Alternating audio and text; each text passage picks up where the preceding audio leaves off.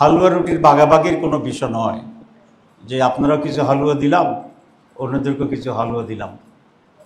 হালুয়ার পরিমাণটা আপনারা বেশি পাবেন, রুটির পরিমাণটা ওরা একটু বেশি পাবে। এটি হচ্ছে জাতির ভাগ্য পরিবর্তনের কতিপয় ক্রুশিয়াল, অত্যন্ত গুরুত্বপূর্ণ একটি বিষয়। আপনারা দেখেছেন যে 56 বছরে এ রাজ্যের গভর্নেন্সে কোনো ধরনের পজিটিভ কোনো পরিবর্তন হয়নি। দল পরিবর্তন হয়েছে, ক্ষমতার পালাবদল হয়েছে, রাষ্ট্র পরিচালনার ব্যক্তিদের পরিবর্তন হয়েছে। সম্মানিত নেতৃবৃন্দ এবং শ্রদ্ধেয় সাংবাদিক বন্ধুগণ, আসসালামু আলাইকুম ওয়া রাহমাতুল্লাহি ওয়া বারাকাতুহু। আপনারা দেখছেন যে বাংলাদেশে হঠাৎ করে রাজনৈতিক অঙ্গনে এক ধরনের নতুন পরিস্থিতি তৈরি হয়েছে। এটাকে আমি উত্তাপ বলতে চাই না, এবং প্রতিদিনেই বিভিন্ন জায়গা থেকে কিছুটা বিভ্রান্তিকর বক্তব্য আসছে এবং আমাদেরকে কেন্দ্র করেও কিছু কিছু বক্তব্য আসছে। সে কারণেই আমরা আজকে অনুভব করেছি যে আপনাদের কাছে যে সমস্ত বক্তব্য আসছে সেই সমস্ত ব্যাপারে আমাদের স্ট্যান্ডিং কী হবে সেটা ক্লিয়ার হওয়া দরকার, এবং আমরা বা এই জাতি কী চাচ্ছে, জাতির কল্যাণের জন্য কী করা উচিত আমাদের দৃষ্টিতে সেই বিষয়টাও আপনাদের কাছে আমরা পেশ করতে চাই এবং আপনাদের মাধ্যমে এই জাতির কাছে পেশ করতে চাই। আমরা একটি কথা শুনতে পাচ্ছি যে সরকার এক ধরনের কম্প্রোমাইজিং অ্যাটিটিউডে আজকের যে বার্নিং ইস্যুগুলো সেগুলো হ্যান্ডেল করার জন্য চেষ্টা করছে, এবং তাদের বক্তব্য হচ্ছে কিছুটা আপনাদেরকে সন্তুষ্ট করব, কিছুটা বিএনপিকে সন্তুষ্ট করব, কিছুটা অন্যদেরকে সন্তুষ্ট করব। তো এরকম একটা পদক্ষেপ। তো এটা তো কোনো হালুয়া রুটির ভাগাভাগির কোনো বিষয় নয় যে আপনারা কিছু হালুয়া দিলাম, অন্যদেরকে কিছু হালুয়া দিলাম। হালুয়ার পরিমাণটা আপনারা বেশি পাবেন, রুটির পরিমাণটা ওরা একটু বেশি পাবে। এটি হচ্ছে জাতির ভাগ্য পরিবর্তনের কতিপয় ক্রুশিয়াল, অত্যন্ত গুরুত্বপূর্ণ একটি বিষয়। আপনারা দেখেছেন যে 56 বছরে এ রাজ্যের গভর্নেন্সে কোনো ধরনের পজিটিভ কোনো পরিবর্তন হয়নি। দল পরিবর্তন হয়েছে, ক্ষমতার পালাবদল হয়েছে, রাষ্ট্র পরিচালনার ব্যক্তিদের পরিবর্তন হয়েছে, কিন্তু নীতিগত এবং মৌলিকভাবে কোয়ালিটির কোনো চেঞ্জ এই 54 বছরে হয়নি। যারাই ক্ষমতায় গিয়েছেন তারাই প্রায় একই ধরনের দলীয়করণ, আত্মীয়করণ, আত্মীকরণ, লুটপাট, টেন্ডারবাজি, সাদাবাজি, নিজের দলদেরকে অবৈধভাবে সুযোগ সুবিধা দেওয়া, টাকা পাচার, নির্যাতন অপোজিশনের উপরে, এগুলো চলেই আসছে। যখন আওয়ামী লীগ ক্ষমতা ছিল তখন অন্য দলগুলোর উপরে নির্যাতন চলছে, যখন অন্য কোনো দল ক্ষমতা ছিল তার বাইরের লোকদের উপরে কম বেশি নির্যাতন চলেছে। 54 বছর পরে এই ধরনের কোনো পরিবর্তন এর আগে হয়নি, কিন্তু এবার একটি জনসম্পৃক্ত বা সকল মানুষের অংশগ্রহণে স্বৈরাচার এবং ফ্যাসিবাদ, জালেম, হত্যাকারী, লুটপাটকারী, বিদেশের আনুগত্যকারী, সার্বভৌমত্ব বিক্রিকারী, এরকম একটি ফ্যাসিস্ট সরকারকে সকলে মিলে, সাংবাদিক, ছাত্র, শ্রমিক, পেশাজীবী, গরিব, উপরতলা লোক, সাধারণ মানুষ, সবাই মিলে আমরা এমন এক অভূতপূর্ব পরিবর্তন আমরা এনেছিলাম, যার মাধ্যমে মানুষ এটা আশা করেছিল যে এইবার কমপক্ষে বাংলাদেশে একটি গুণগত পরিবর্তন হবে। কিন্তু এক বছরের মাথায় এসে আমরা অত্যন্ত হতাশভাবে আমরা দেখছি যে রাজনৈতিক দলগুলোর ভিতরে আদর্শিক, চরিত্রগত বা গুণগত খুব বেশি পরিবর্তন হচ্ছে, এটা আমরা দেখি না।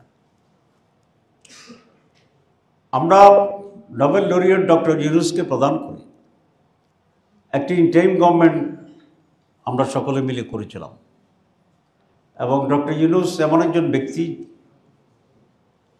যে কোনো একটি রাষ্ট্রপ্রধান হিসাবে কোয়ালিটি, নৈতিকতা, সততার দিক থেকে উনি অনন্য এবং সেটা নিয়ে এই 1 বছর এটা প্রমাণ করেছেন। অনেকের ব্যাপারে, ক্ষমতার কাছাকাছি লোকদের ব্যাপারে আমরা নানা অভিযোগ পেলেও ডক্টর মোহাম্মদ ইউনূস আমাদের চিফ অ্যাডভাইজার, তার ব্যাপারে নৈতিক এমন কোনো অভিযোগ আমরা এখনো পাইনি।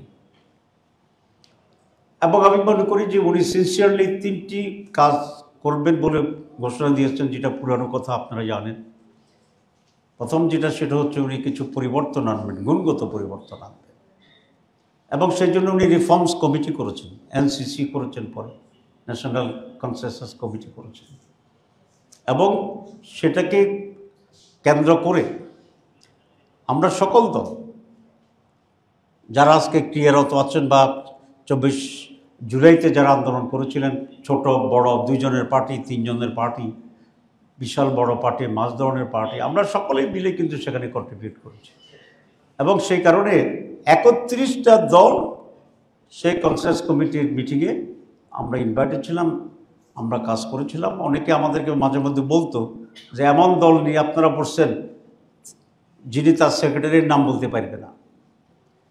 আমরা বলেছি এটা ঠিক হতে পারে আপনার বক্তব্য, কিন্তু উনি যদি একজনই হন একটি দলের, তো তিনি তো কিছু কন্ট্রিবিউট করেছেন।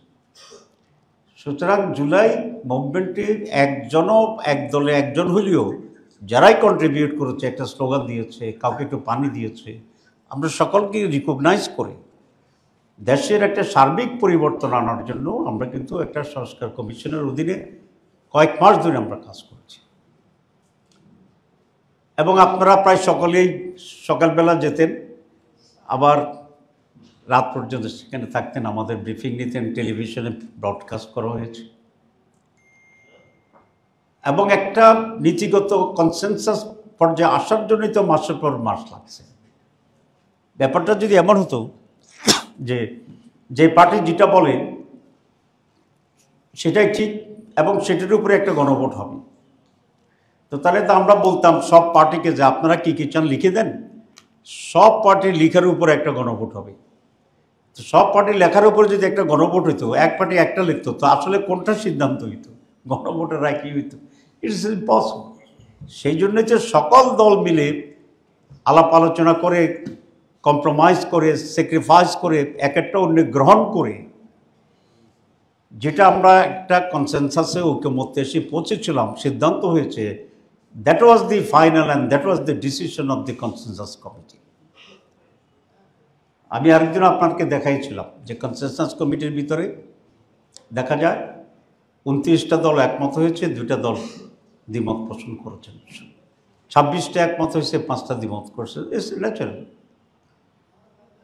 সিদ্ধান্ত হওয়ার প্রক্রিয়া তো এটাই যে মেজরিটি যেটা, আমরা কিন্তু এখন মেজরিটিতেই এবার নেইনি, আমরা মোর দেন 2/3 যারা একমত হয়েছে তারটাকেই সিদ্ধান্ত হিসেবে দিয়েছি। কোশ্চেন আছে নোট অফ ডিসেন্টের ব্যাপারে। ইয়েস, নোট অফ ডিসেন্টও সারা দুনিয়ায় প্রচলিত দ্বিমত পোষণের একটি গণতান্ত্রিক প্রক্রিয়া। এটা ব্যক্তি দিতে পারেন, দলও দিতে পারেন। সেই হিসাবে যাদের যে দ্বিমত ছিল তার সেখানে নোট অফ ডিসেন্ট দিয়েছে। কিন্তু পৃথিবীর ইতিহাসে একটি ঘটনাও নাই আমি আপনাদেরকে চ্যালেঞ্জ দিয়েছি। চ্যালেঞ্জ দিয়েছি এই জন্য, যেহেতু এটা নিয়ে একটা বিভ্রান্তি তৈরি করছে। আমি অনেক বুদ্ধিজীবীকে, বিশ্ববিদ্যালয়ের শিক্ষকদেরকে জিজ্ঞেস করেছিলাম যে এরকম ডিসেন্ট সহ গণভোটের কোনো নজির আছে কিনা।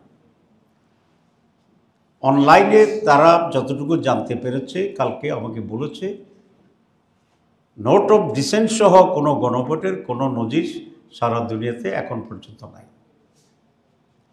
কারণ নোট অফ ডিসেন্ট হচ্ছে একটি ব্যক্তির অথবা একটি দলের তার দ্বিমত থাকার বিষয়, কিন্তু সিদ্ধান্ত তো হচ্ছে যেটা মেজরিটি নিয়েছে, 2/3 নিয়েছে, 3/4 নিয়েছে, যেটা হচ্ছে সেটা। সুতরাং বিএনপি নোট অফ যখন ডিসেন্ট দিয়েছে আমরা কোনো আপত্তি করিনি। আমি এবং বিএনপির প্রতিনিধি আমরা দুজন কিন্তু এক সোফায় বসতাম। অ্যারেঞ্জমেন্টটা এমন ছিল যে একটা সোফায় 2 জন জামাত এবং বিএনপির প্রতিনিধি, তার পাশে আর একটা সোফায় আমাদের সাথে সঙ্গে ছিল তারা, আপনারা দেখেছেন।